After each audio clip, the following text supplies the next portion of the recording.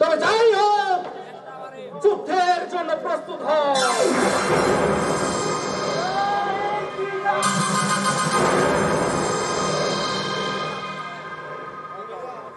কে তুমি বৎস? সত্যি করে বলো তো, কি তোমার পরিচয়? তোমার শরীরে রাম নাম?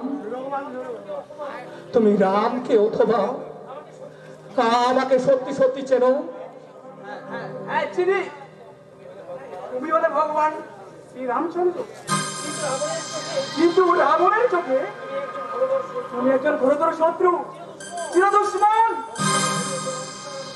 লঙ্কায় করেছি মহালঙ্কা কাণ্ড, চির অশান্তি তুমি ওই লঙ্কাপুরীর মনে।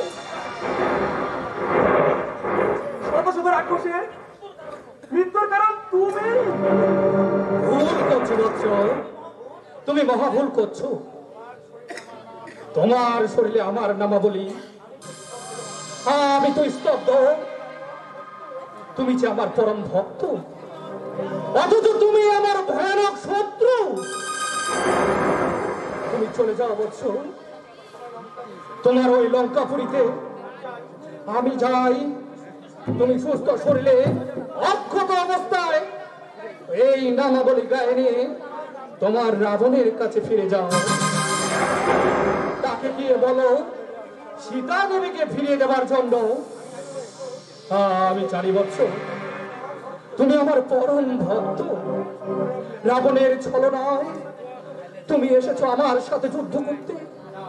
যাও, তোমার বাবা মার কাছে ফিরে যাও বৎস। আমি তোমার ভুল শুধরে দিলাম। এখনই লঙ্কায় ফিরে যাও বৎস। না না না, যুদ্ধ ছাড়া আমি তো লঙ্কায় ফিরতে পারি না। তোমার সাথে যুদ্ধ করে লঙ্কার সমস্ত প্রজেক্ট গ্রহণ করব। তবে তবে যুদ্ধের জন্য প্রস্তুত হও। শুনো বৎস, তুমি এখনো ছোট বালক, ভালো মন্দ বোঝার বয়স এখন অনেক বাকি।